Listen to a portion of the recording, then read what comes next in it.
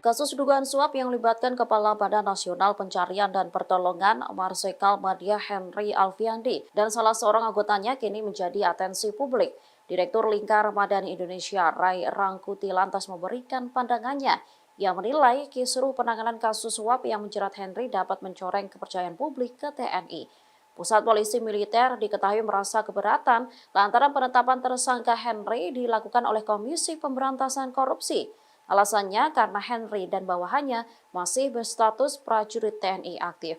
Oleh karenanya, penanganan hukum harusnya dilakukan di lingkup militer. Kini kasus tersebut telah diserahkan oleh KPK ke TNI hingga menimbulkan banyak argumen dari sejumlah kalangan.